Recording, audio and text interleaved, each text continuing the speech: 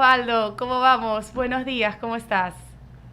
Querida Andrea, qué bonita forma de celebrar la Navidad en el estudio. Qué Qué gusto lindo, conocerte. así es, así es. Feliz Navidad, querido amigo, ¿cómo estás? Cuéntanos un poco cómo ves esta situación de los asambleístas, la sensación que se siente en la calle del ecuatoriano de a pie, que le cuesta mucho entender esta terminología del teje y maneje legal. ¿Cómo ves tú el panorama político? Bienvenido, Osvaldo, querido. Bueno, muchísimas gracias, qué gusto. Saludos al estudio, saludos a la audiencia. Y bueno, qué bueno ver lo que yo llamo liderazgos emergentes. Espero y te deseo lo mejor en este proyecto político que has emprendido. No es nada Gracias. fácil, es renunciar a sí mismo y valoro a las personas que toman ese tipo de decisiones en países tan complicados como los nuestros. Gracias, Osvaldo. Eh, yo siento que la gente está sumida, imbuida en su tragedia. Es decir, mientras la clase política, y aquí es importante tomar esto en cuenta, está imbuida, involucrada directa o indirectamente en escándalos, mientras hay esa escaramuza que todos los chats son reales siempre y cuando menos los que me tocan a mí. En toda la clase política. Eso Totalmente. nos lleva a una tragedia porque el otro día le decía a un amigo político joven, y yo le decía, oye, la gente está siendo acribillada en sus casas. Hemos perdido absolutamente todos los valores. Ya no me vengan que no, es que ven películas de pandilleros. No, esto es inenarrable. Están acribillando niños en matinés. Están acribillando a la gente en la esquina. Porque mira, porque en una crisis financiera, por último, si no puedes pagar un seguro privado, bajas de categoría, pues si estás en el 5 bajas al 4 bajas al 3 ya no sales a la calle a comer en la noche, eh, qué sé yo, pero en una crisis de inseguridad no tienes opciones, no hay alternativa, puedes morir de una bala perdida. Y lo Que pasa todo segundo, el creo tiempo que en ha habido, Guayaquil, así es. O sea, ¿cuántos carros que no Andrea, han pasado por Quevedo, afuera de la penitenciaría ya no han recibido una bala perdida? A ese nivel estamos hablando. totalmente, totalmente. O sea, no hay nada más democrático que la inseguridad. Una bala perdida te puede afectar en Plaza Lagos, te puede afectar en la entrada de la 8. O sea, se ha democratizado esta tragedia. Y lo segundo, porque obvio, yo entiendo que no, que es un mes que recién lleva el nuevo gobierno, esto del famoso Plan Fénix, yo no sé si lo están empollando, si ya rompió el cascarón el ave Fénix. Y los Por memes están Dios, buenísimos también, lo de todo es el plan Fénix ahora, ¿no? Entonces, pero es está que, bueno. ¿sabes Pero lo que ese es el pasa? sentir, ¿no? Del Eso ecuatoriano es de a verdad, pie, como tú no es dices, verdad. que ve que un poco de indolencia, y creo que ahora el tema del caso Metástasis lo convierte en un panorama desolador. ¿Tú cómo crees que Andrea afecta querida, esto de tema de Metástasis a este ecuatoriano de a pie que siente que está totalmente desprotegido? Andrea querida, tú que estás planteando una alternativa al país y la gente que te rodea, y esto va para todos los políticos, no porque le tenga precio, Andrea, hay que reconquistar, es la palabra, más o menos. Hay que retomar Quevedo, hay que retomar Durán. Yo el otro día escuchaba a dos políticos, creo que en esta radio fue, que no recuerdo, que este es un espacio, creo que la gran muestra de lo plural que es que nosotros estemos en este momento sentados haciendo una exposición. Yo escuchaba a un político que decía, incluso analistas, no, es que hay que ir a Durán casa en casa, por Dios, pues los durandeños y yo vengo de allá. Esto no se trata de un tema de cerrar los puentes al mediodía, porque ahí no es donde se esconden pues los delincuentes, pues hay que ir a sus madrigueras, yo no sé dónde quedan por si acaso, pero hay que rescatar Durán, hay que reconquistar Durán, hay que Quevedo, reconquistar. playas, Chanduy, Santa Elena, Santo ¿Quién, Domingo. quién, quién no fue feliz en Quevedo? Quevedo es la ciudad de las chifas, la ciudad de las ferreterías, de los chinos. Por Dios, Esmeraldas. Oye, los departamentos en Esmeraldas, que son Ujú, donde la gente de la sierra vacaciona, claro, los regalan pues en este momento. Es más así cara es. la alícuota que la hipoteca. Entonces, ¿qué le pasa a la gente en esa tragedia? Mientras la clase política está, fuiste tú, yo no fui, la pobre gente no tiene cómo ir a la esquina, está siendo asesinada y sus emprendimientos, sus negocios están siendo vacunados. Una Así es. ausencia absoluta de Estado. Así es, en la calle lo que tú percibes es esa desolación, ¿no? Y muy a mi pesar, durante este fin de semana que tuve la oportunidad de conversar, incluso negocios famosos en la vía playas, en la vía Data, que estamos hablando de un lugar donde estamos con un puerto de aguas profundas, porque DP World queda en Pozorja, no pasa por la vía Data, hay una ruta alterna, ¿no? Pero es un sector que de aquí en adelante se puede convertir en un punto de contaminación, obviamente de trailers. Ya están vacunando a lo largo de toda la vía Data de Qué horror, playas. qué E horror. incluso tengo información fidedigna que personas que tienen más de 5 6 7 años con restaurantes exitosos en playas están buscando ya cerrarlos por el tema de las vacunas. Entonces, por supuesto, y a mí me llama la atención que recién aprueba la Asamblea la ley del tema de los militares que puso Lazo, que es obvio entonces que era con Lazo el problema, no con la ley, por así decirlo. Y mientras estamos conversando, el anillo vial de Quevedo sigue sin estar militarizado, cuando sabemos que es un punto de ataque constante. Y también he escuchado a las personas de Quevedo que hablan de ya cerrar sus negocios e irse de la ciudad porque está el tema de la vacuna invivible. ¿Cómo crees tú que la Asamblea debería comportarse como para que el ecuatoriano de a pie diga por lo menos están haciendo algo? Mira, yo soy de la tesis que tú puedes tener al FBI, puedes tener, no sé ni siquiera si seguridad israelita, porque ahora poco recién a un gran centro comercial que aparentemente contaba con esa seguridad, los delincuentes incluso jugaban, se tiraron 2 horas en la madrugada, ¿no? Sí. Tú puedes tener la ayuda de los franceses, israelitas, gringos, tener a toda la fuerza pública, las fuerzas armadas, pero si no hay una cabeza que delinee o que delinee una estrategia de seguridad que sea una política de Estado, de nada sirve. Esto no es un problema táctico. Yo creo que no está en discusión que la fuerza pública, bueno, va a ir a colaborar cuando las Fuerzas Armadas se supone que son para seguridad externa. Pero bueno, ok, vamos por la emergencia, hacer de que las Fuerzas Armadas colaboren con la Policía Nacional, perfecto. Pero si no hay una cabeza, si no hay un plan, si tú no tienes un presupuesto, ¿cuánto invierte el Ecuador en seguridad? ¿Cuál es la estrategia? Mira, las estrategias exitosas son como las dietas secretas. Cuando tú bajas de peso se hacen públicas porque se nota su éxito. Claro, claro, así es, totalmente de acuerdo. O sea, resultados, ¿no? Resultados, como decía Topic, números Bolívar, números, ¿no? Digamos, o sea, resultados que realmente le doy el paso a Jaime que quiere preguntar. Osvaldo, yo me despido de ti, un saludo enorme, ojalá que nos veamos pronto y suerte en todo. Seguro, mi gran abrazo, Andrea, con todo. Ahí siempre te lo dejo a Jaime, que está listo para preguntarte. Jaime, querido, vamos contigo. Gracias, Andreita, un abrazo para ti y pues obviamente bienvenido a nuestro querido amigo Osvaldo Moreno. La verdad, Osvaldo, es que más allá de todo lo que se ve en el Ecuador, la pregunta del millón es, ¿existe ya la gobernabilidad en el Ecuador? ¿Son las muestras de que efectivamente se puede gobernar o no?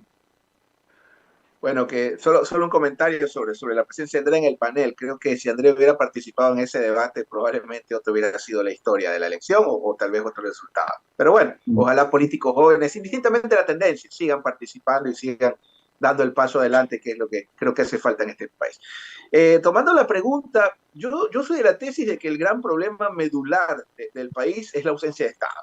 Es decir, un Estado débil, un Estado... Pero ojo, la seguridad termina siendo un reflejo, la seguridad termina siendo un síntoma, la seguridad termina siendo simplemente un gesto, digamos, o una reacción de lo que sucede en una sociedad donde tenemos que sentarnos a hacer un debate urgente.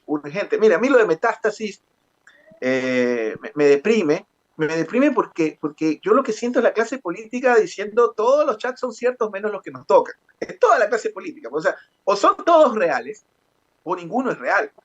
Segundo, que los chats, para cualquier abogado en derecho penal, no son pruebas, son indicios. Pero no puede ser que unos chats sí son reales, los que tocan a mi enemigo, y los que me tocan a mí, no, esos son falsos. ¿Me explico?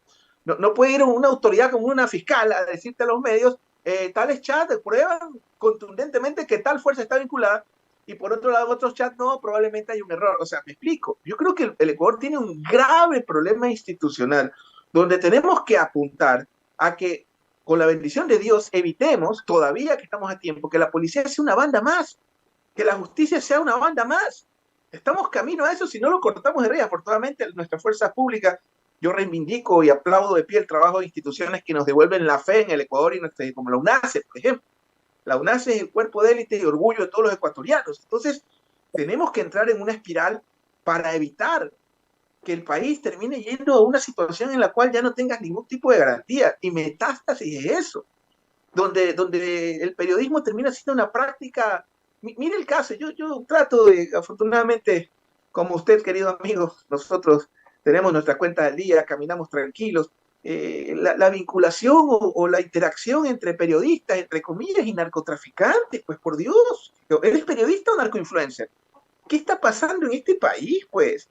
No podemos seguir, y lo peor ir a los medios de comunicación a pretender a dar clases de periodismo pues a periodistas, pues cuando tienes ese tipo de situaciones. Yo no puedo hacer afirmación de cometimientos de delitos porque yo no soy fiscal ni autoridad, pero sí puedo decir qué nos está pasando, pues a dónde hemos llegado a un punto en el cual lo malo, lo terrible, lo ilegal es lo correcto, y la situación de la población común y corriente como nosotros, en ascuas, con miedo, ya nadie usa expresos para llevar a sus hijos, no puedes ir a la panadería a comprar porque hay una bala perdida.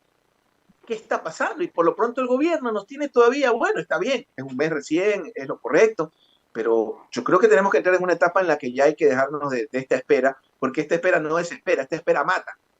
Osvaldo, pero yo escucho siempre con mucho respeto todas las opiniones y sobre todo las tuyas, pero la pregunta de los ecuatorianos hoy en día, más allá de todo lo que nos señalas y nos dices, es ¿en qué momento la Asamblea se va a poner el poncho y el jean o la camisa del ciudadano normal y corriente que está sufriendo y temeroso en las calles? Porque la Asamblea, o sea, se habla de una gobernabilidad, de un pacto, de una digamos, se di ciertas cosas para que justamente las cosas se fluyan en la Asamblea Nacional. Eso es lo que se dice y se habla. No lo sé si fue o no fue. Lo que sí sé es que los ecuatorianos seguimos esperando que existan algún tipo de medidas y que provengan tanto de la Asamblea Nacional como del Ejecutivo.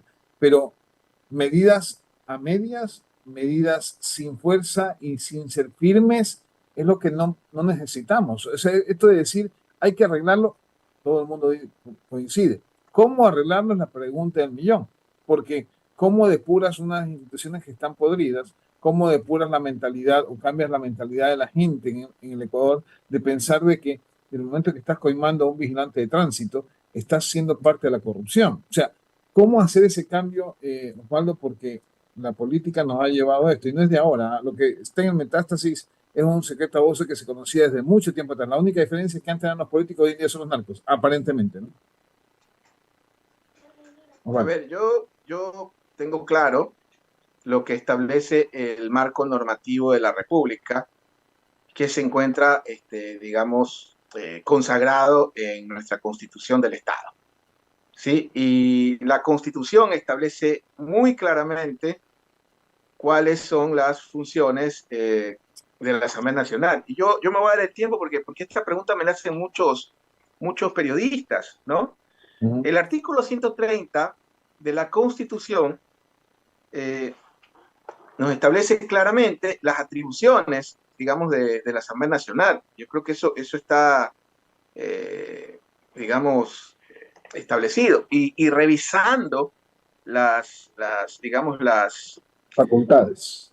las facultades que tiene este organismo colegiado, créame que le he dado la vuelta, lo he revisado, lo he leído, lo he releído, ¿sí? Lo he debatido incluso, y hasta ahora yo no encuentro en este marco normativo que dentro de sus facultades, en este caso estamos hablando, por ejemplo, de la seguridad, se encuentre el tema de la seguridad. Es más, no solo eso, algo que sí me llama a mí bastante la atención y creo que vale la pena para el debate, para la discusión, es cuánto tiene la Asamblea Nacional dentro de su responsabilidad, en este caso la seguridad. Ahora, yo lo mismo que le dije a Andrea, a quien le tengo mucho aprecio, de hecho yo coincido mucho, sobre todo de sus posturas ecologistas, que creo que son necesarias en un Guayaquil que cada día más se queda sin cerros, que cada día más se queda sin espacios verdes, ¿no?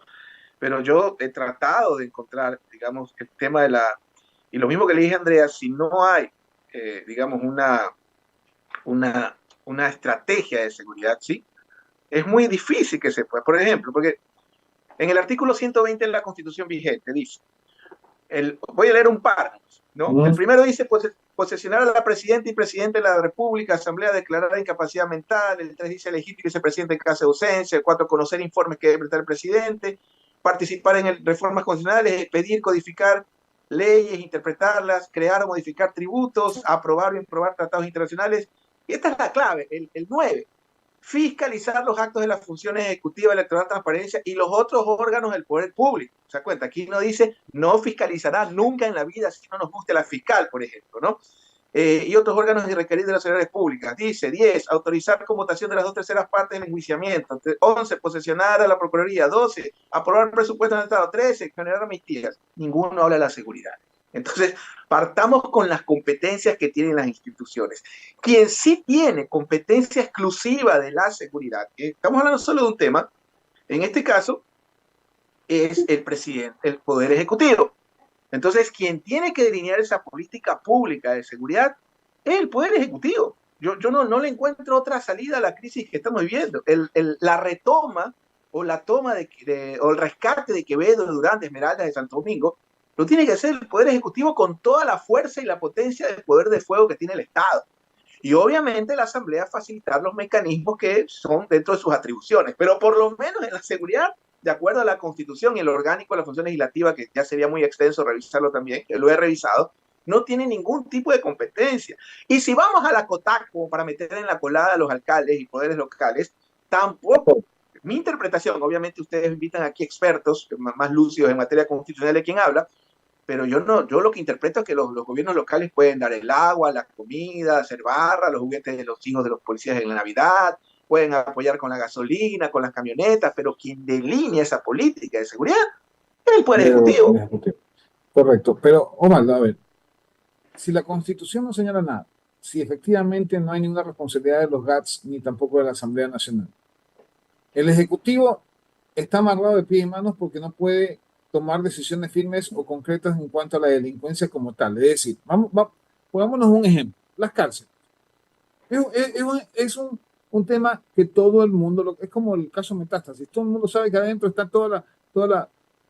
el manejo perfecto de la delincuencia desde las cárceles. No se puede hacer nada. Y no se puede hacer nada, no sé si falta de decisión, conveniencia o por ineptitud. Eso que no entiendo. O sea, es algo que se preguntan los ciudadanos, más allá de las leyes, más allá de la Constitución, más allá de todo.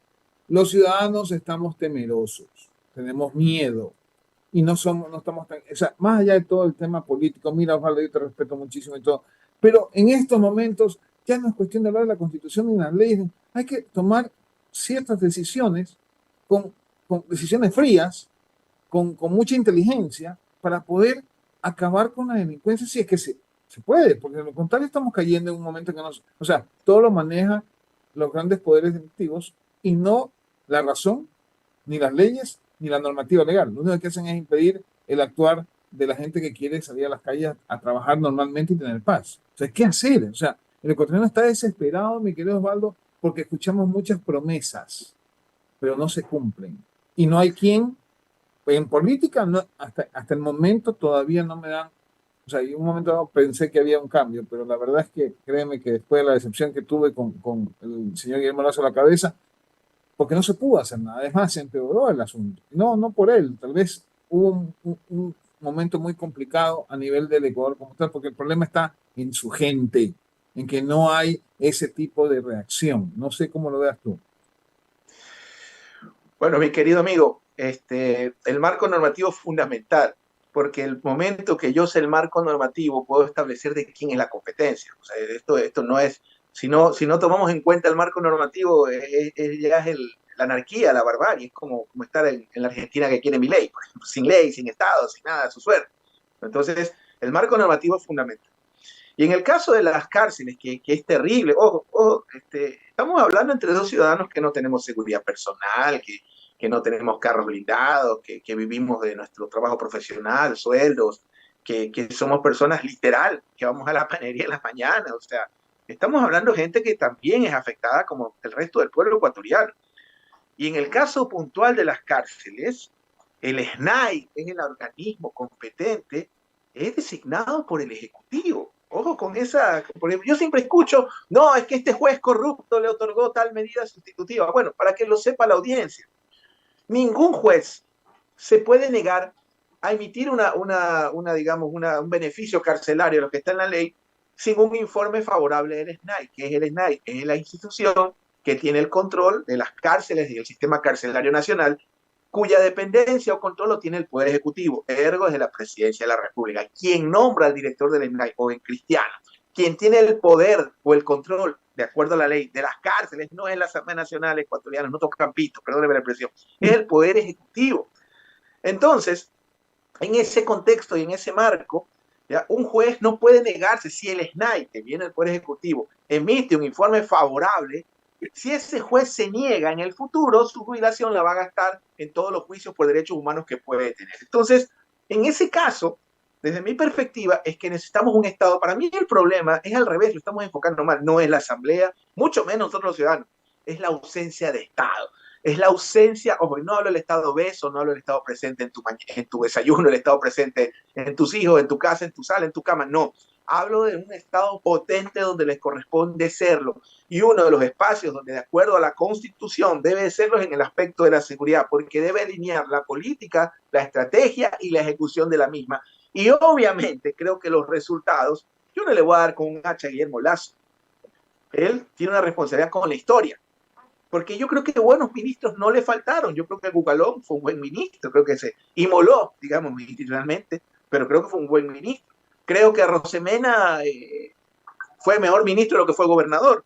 Creo que Esteban Bernal también fue un ministro, por ejemplo, que redujo considerablemente el tiempo de las adopciones, pero de nada sirve que tú tengas buenos ministros o gente con perfil honesto si tú no tienes una cabeza diligente, ejecutiva y estratégica. Y lamentablemente eso no lo fue Lasso. Y si tiene un juicio que asumir es el de la historia, que seguramente lo va a condenar, y si tiene alguno con la justicia nacional, ya esa es otra historia que a mí no me corresponde. En todo caso, hablando del presente, es momento de que el plan Fénix ya le salgan plumas y que ya el plan Fénix vuele, porque me da la impresión de que está todavía en el huevo, lo están empollando. Pero no puede, mire, el Estado no puede ser improvisación. El Estado requiere de conducción. Mire el ejemplo de Quito. Miren el caso de Quito. Se dieron la pelota, vueltas para inaugurar ese metro. Cuando vino una fuerza, y eso yo le reconozco al correísmo, que cree en el Estado, y un tipo como Muñoz, que es un tipo preparado, que es justamente experto en gestión pública, lo hicieron andar en dos patadas. Ahí ve usted la diferencia en gente que sí cree en el Estado y gente que no cree en el Estado. Entonces, lo primordial, desde mi punto de vista, es que el presidente de la República, el señor Daniel Noboa, se ponga la capucha de líder del Estado, de cabeza del Estado, y empiece a usar toda la fuerza del Estado. Oiga, nosotros pagamos bastante en seguridad, sobre todo en las Fuerzas Armadas. Ya las Fuerzas Armadas, que desde mi punto de vista no le corresponde la seguridad interna, bueno, ya entran al juego. Pero de nada sirve que tengamos a los Rangers, a los israelitas, porque ellos no nos van a resolver el problema, sino los propios ecuatorianos, en la medida de que no haya liderazgo y una estrategia contundente para efectos de hacer frente a la inseguridad.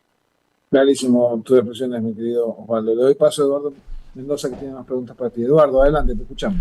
Querido Osvaldo, una vez más, saludamos al principio y seguimos. Yo quisiera un poquito escuchar a mi amigo y analista, politólogo. Decía hace un rato, comentaba yo con Andrea, Ramiro, Javier, Bolo y Jaime, que todos los analistas se enfocan en que el año económico va a ser muy malo. Que algunos incluso dicen, los economistas, que debieron haber hecho más, tomar más medidas económicas, cosa que no es popular. Y los presidentes primero tienen que pensar en política, porque son políticos. Lo otro es mentira, que un presidente no debe pensar. Primero piensa en política y terminar su periodo, se quiera reelegir como él quiere, o no le den chances, pero tiene que pensar en política. Veía a muchos que decían que el Fondo Monetario Internacional recomendaba, entre otras cosas, subir el IVA. El IVA no lo vamos a subir porque eso tiene que ir a la Asamblea y todos los van a mandar con viento fresco. Chao.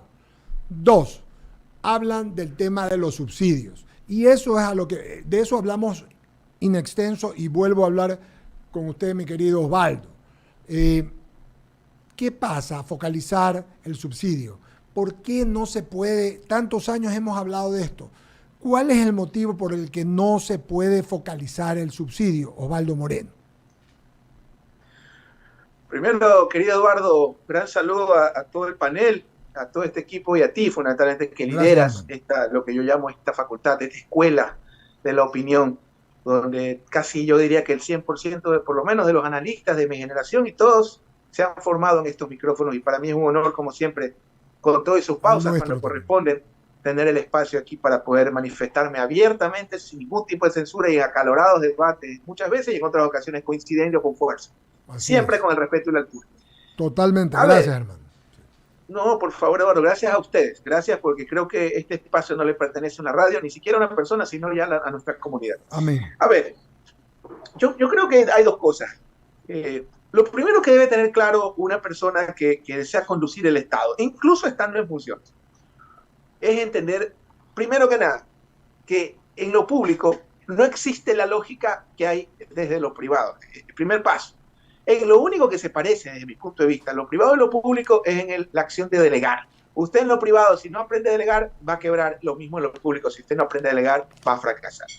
Pero en lo que no se parece lo público en lo privado es en la lógica económica, ¿sí? Yo no puedo ver el Estado como una empresa. Ese es el gran error que comete siempre el neoliberalismo. No, es que el Estado es una gran empresa. No, el Estado no es una gran empresa. Cuidado, ¿sí? Tú no puedes determinar el éxito o el fracaso de un país en función de que si tiene déficit o no tiene déficit, como lo harías con una empresa. Partamos de ese punto. Endeudamiento, por ejemplo. Cuando yo escucho, no, es que tantos puntos del PIB, bueno, nosotros estamos todavía con todo y Lazo y Moreno, estamos lejísimos todavía de tener una crisis, digamos, como la que tiene Japón, que se endeuda al 300% de su Producto Interno Bruto, y ni les cuento a los gringos, y el resto de Europa Occidental. Entonces, el tema de la conducción del Estado es fundamental, entender la lógica que tiene lo público versus. Cuando hablamos de recaudación tributaria, desde mi punto de vista, y en eso coincido con el presidente actual, yo no creo que este es un tema de inventarse 20, 50, 30 impuestos más. Yo creo que es un tema de cobrar con eficiencia, con potencia y fuerza lo que ya existe. Hay una disparidad terrible en el Ecuador, que en este país se paga más IVA que impuesto a la renta, por poner un ejemplo, ¿sí? Esa es una inequidad, una injusticia tributaria, y eso requiere de una política tributaria. Aunque lamentablemente casi siempre hay gobiernos que se desquitan con la pobre clase media, ¿no? Entonces, yo creo que es un tema de equidad tributaria. Entonces, más que cuánto voy a recaudar, es cómo voy a recaudar y el efecto que tengan estas políticas tributarias en el largo tiempo. No va por si recaudo 800.000, 2.000 millones más, que son por supuesto que necesarios. Cuando hablamos, por ejemplo, en esto yo discrepo con la clase política, no, es que van a condonarle a los grandes deudores. A ver, ¿qué es mejor? Hay un tipo que me debe 1.500 millones, voy a poner un ejemplo, de los cuales son 500 multas, son 2.000.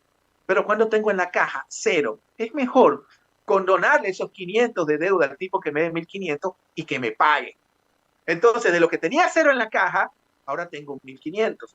Entonces, yo creo que las políticas tributarias son fundamentales al mediano, obviamente no a largo plazo, o un gobierno corto, al mediano plazo. Entonces, en ese contexto, yo creo que la política tributaria tiene que ser con justicia, firmeza y ejecución, que es lo que pasa con la seguridad también del Estado. Ahora, cuando hablamos de subsidios, todo el planeta, le pongo un ejemplo, la transportación pública masiva, ¿sí? En el caso de los metros, que ojo, yo le mandé un mensaje, bueno, no un mensaje, pero hice un comentario en las redes sociales diciéndole al alcalde Aquiles, bueno, alcalde Aquiles, ya que no nos dieron chance de hacer el puente, hagamos el metro de Guayaquil, porque esto del manglar es un cuento. Tenemos toda la tecnología a menor costo para hacer un metro en la ciudad de Guayaquil. Entonces yo le pongo el ejemplo de la transportación pública masiva. Todos los transportes masivos del mundo, por ejemplo el metro, yo creo que el metro de Quito transformó la bella ciudad andina en una metrópoli del mundo, ¿ya? Pero no existe sistema de transportación masiva como los metros en el mundo, y yo le reto a cualquier especialista que me muestre 2 casos, creo que el único es el de Japón, y un sector que no reciba subvención pública. Lo mismo pasa con los subsidios. Lo que yo sí creo que hay que hacer es controlar los subsidios. Es decir, y muchos pueden hablarme de focalización. No, si por ejemplo hablamos del subsidio del gas, el gran argumento es que aparentemente una gran cantidad de bombonas se van por la frontera por el Perú y Colombia. Ok, entonces ese problema no es el contrabandista ni es Colombia, es la ausencia de Estado. Es como hay gente que nos habla, el problema son los extranjeros. No, yo no creo que el problema son los extranjeros. El problema son los controles migratorios. Cuando usted se va del país y se ha fijado que el pasaporte o el documento te lo pasan por una banda, si tú tienes una condena en cualquier país, no hace falta alerta de Interpol. La alerta de Interpol es para avisar de un prófugo. Pero ya en los sistemas mundiales están las personas condenadas. Entonces, cuando usted pasa por la banda del documento, inmediatamente sale una alerta. El problema del Ecuador no son los pasos fronterizos, son los pasos clandestinos. La ausencia de control, como decía Topi, que eso lo reconozco, que tenemos dentro de nuestras fronteras que son permeables. Entonces, en el caso de los subsidios, yo lo que creo es que tiene que haber mayor control estatal. Es como el caso de la gasolina. Se hablaba, yo recuerdo este mito de que toda la gasolina se iba para los narcos en Colombia, falso. En fronteras en Colombia, en lo que es Nariño, en lo que es la parte de los puertos negros, Buenaventura, Tumaco, siempre el combustible estuvo subsidiado a la par del Ecuador justamente para evitar ese tipo de problemas. Entonces, yo creo que más que un tema de subsidios, es el control de esos subsidios. Y obviamente en eso sí vamos a estar de acuerdo, y aunque nos pueda afectar a muchos amigos queridos, si yo tengo una Ford 200 o 150, es inaceptable que el Estado me subsidie combustible para mi camioneta 150, 250. Aunque bueno, una camioneta, un auto, un carro de alta gama con una gasolina corriente termina al corto plazo afectado. Entonces, yo creo que tenemos que hacer un debate sobre el control de los subsidios más que de los subsidios per se. Ese es para mí el tema, pero ¿por qué no se ha hecho, Osvaldo? ¿Por qué? Se ha hablado tanto de esto. ¿Qué mafia, qué poder, quién no permite que se logre esto? Porque si hablamos con simpleza, ¿no? Hablemos con simpleza. Lenín Moreno habló de lo mismo. En época del presidente Lazo hablaron de una tarjeta para focalizar. De luego era un tema de que la gente que usa, por ejemplo, gasolina super no tiene el problema, es la extra, como decía yo antes, y la eco. Entonces, es más, y el diésel. ¿Cómo se puede, con el cilindraje de los carros, cómo se puede, me refiero a la gasolina, el diésel es otra cosa. Traer, me decía Eduardo Salgado hace un rato que me escribió, a hacerlo del campo amistad, para no importar que no sacaron y bajar al 50% el tema del diésel. Pero mientras tanto, ¿qué podemos hacer cuando estamos diciendo que nos faltan 2.000 millones o 3.000 millones este año? 1.000 va a dar la ley.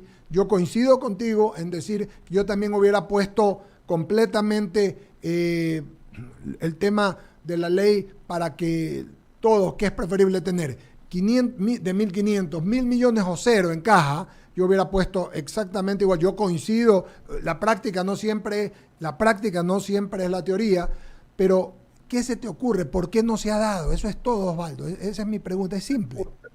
Justamente, solo una observación, creo, Eduardo. Una persona de alta gama, que tiene un vehículo de alta gama como el doctor Cepeda o el compañero Velázquez, usted sabe que usted y yo andamos en la metodología.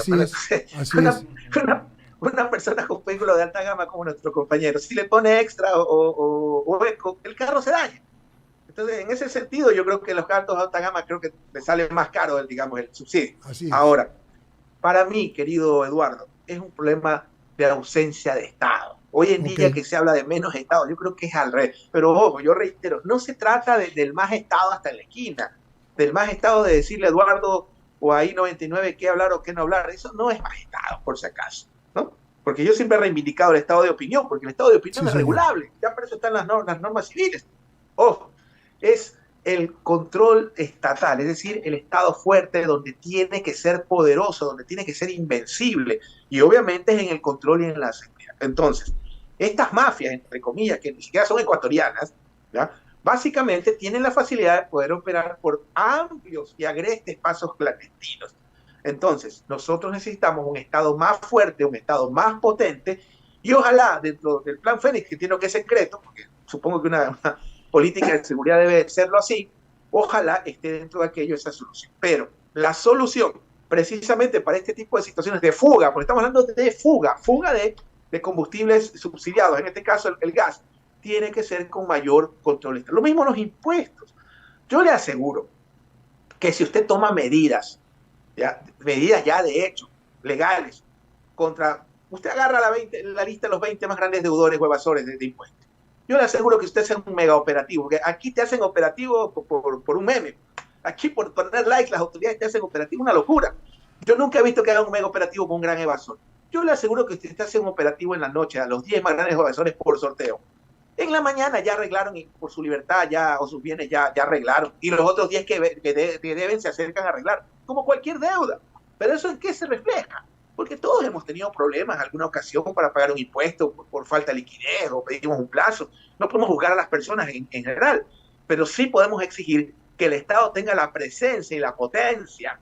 No, yo no hablo de un Estado obeso, yo hablo de un Estado potente, un Estado poderoso, un Estado que nos representa, donde tiene que ser poderoso. Y un ejemplo de eso es la evasión tributaria, el lavado de activos, que es terrible, que no puede ser que haya creo que 15, 20 millones en la UAFE, ¿ya? Que tengamos ciudades y provincias tomadas por el AMPA. ¿Por qué? Eso tiene las cárceles son un hotel ¿Pero por qué? Porque hay ausencia de Estado potente. Entonces necesitamos un Estado fuerte, indistintamente de la discusión ideológica, si usted es de centro, de izquierda, conservador, liberal. Estado potente. Mire, es lo que pasa en Estados Unidos. ¿Usted cree que un libertario en Estados Unidos, no hablo de los criollos latinoamericanos que son graciosos, pero le hablo de los gringos? ¿Usted cree que un libertario gringo, usted le habla que hay que acabar con el Estado, sobre todo en seguridad? Le pega, pues, lo declara chiflado. Entonces necesitamos un Estado fuerte, sólido, precisamente para hacer esos controles. Querido Osvaldo, agradecerte, hermano, mandarte un abrazo, desearte feliz año a ti y a tu familia, de parte de todos los que hacemos I99 y en lo personal. Un fuerte abrazo y seguimos conversando. Mi gran abrazo y eterno agradecimiento y saludo a todo el panel. Cuídense. Muchas gracias. Muy bien, nos toca pagar un corte, ¿verdad? Sí, ¿no? Concluimos. Ok, Bolito, Jaime, vamos a...